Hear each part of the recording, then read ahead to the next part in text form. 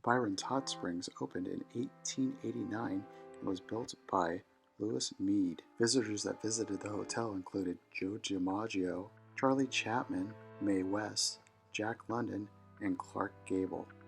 In 1941, the land became Camp Tracy, a World War II interrogation camp where U.S. military secretly questioned prisoners of war from Germany and Japan. After World War II, the property was sold to the Greek Orthodox Church to be used as a mission, and then in 1956, they sold it.